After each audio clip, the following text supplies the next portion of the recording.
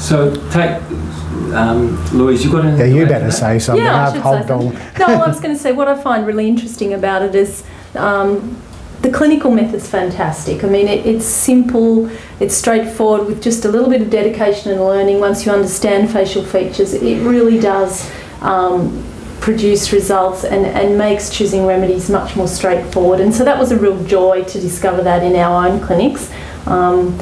And to move away from that deep psychological model. But one of the things we were picking up on when these life themes were coming through in the different groups with people in the same facial group having similar life themes, we started to feel that there was a lot of negativity there, that there was a bit of robotics almost. Life theme is a through. Repeating pattern. Yeah, that's right. And so some of the students that were learning from Grant were saying, well, is there any good in any of this? You know, it was starting to be a bit negative. And so Soul and Survival was looking at, well, what's the point of all these things? What do they do for us? I mean, and when we started to look at it from that point of view, it became clear that there were a lot of positives. And so what I found, and I know a lot of others have too, is that once you know somebody's facial structure, what colour group they belong to, you start seeing them through, I believe, more compassionate eyes, because you understand that the way they're reacting, if they're not in the same group as you, will not be the same as you. But you start to understand that, and just on a very personal level, your own children, you know, your spouse, your parents, your siblings, you can start to say, well, yeah, I understand why you're doing what you're doing. I may not like it so much. I also know when you're stressed. I can tell you're stressed because you're falling into those repeating patterns. And that's a great time to take a homeopathic remedy. That's a really perfectly good sign to take one.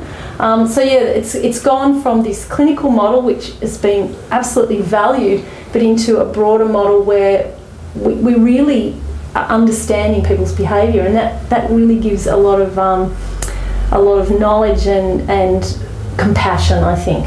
I think it's sort of fair to say that the first two books are how to do the method, whereas the third book is trying to explain why we do the method, why, in a very broad scheme of, and how it relates to I guess the human drama and the human condition, and why we have the symptoms that we do, whereas the first two books are very much a practical, clinical base of what to do. But I really do think that this third book just completes that entire knowledge as to why, making the practitioner fully understand the entire method. So in fact it's the third book which should have been the first book. In a way, yeah, in a way it should have been, perhaps. It was all developed backwards from the clinic back to the philosophy, whereas a lot of times people come up with a philosophy and then they try to demonstrate it clinically how valid it is. But it's kind of really wild to do it backwards, because everything must fit what you see in the clinic. Everything must fit every patient. Otherwise, your theory, if it doesn't fit everybody, it can't be right. So I understand you give, of course, teaching lectures on your methodology, but also you do those live, but also through the internet. What is the actual amount of time that you take to teach students this method of homeopathic facial analysis?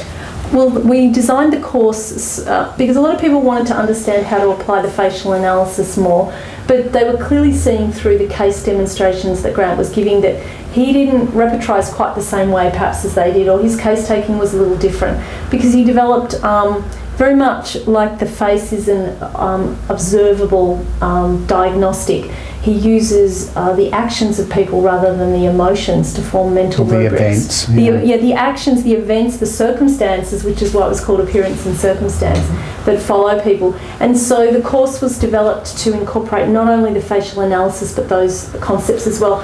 Why he developed them, how to actually implement them yourself. So we've designed it to be a 20-week course with 22-hour sessions held once a week and divided into 6 modules, so that the first part is the theory of the miasms and the facial analysis, then the actual facial analysis itself, then the case taking, the case repertorisation and the management of cases. And to be just about finalised the first round, and it'll be the soul and survival principles which underpin everything and make the whole model really come to life. It validates the model because the philosophy is so sound. Yeah. And what sort of preparation should a student have in order for them to get maximum benefit out of participating in the 22-hour courses? Oh, look, I think it's always beneficial if you have some sort of idea, like if you've read the books beforehand and are a little acquainted with the terminology and what it is that we're trying to achieve. But essentially, we have catered for the fact that people have not done that. And so we really start off with what is HFA and go right to the end. The differences are varied, but they're not numerous, but they're marked at the same time. When a difference does occur, it's a significant difference. If we're talking about, say, something like repertorisation, like Louise was just saying, well, we base a lot of the repertorisation on the generals of the case rather than the mentals of the case. And even with the mentals of the case, which kind of sounds odd because I have, as we were talking about earlier, I've got a postgrad diploma in Ericksonian psychotherapy and all these sort of things. So it seems odd that I wouldn't stay in a psychological model. But what I've just found along the way is that I guess it's the laws of nature. It's Newton's law in motion that we have cause and effect. And if a patient comes into the clinic and the generals are the effect, then what I'm looking for is I'm looking for a cause. And a lot of my case taking has shifted from trying to understand how a patient is feeling in their essence, in their inner core about a problem, into really just understanding the nature of the problem.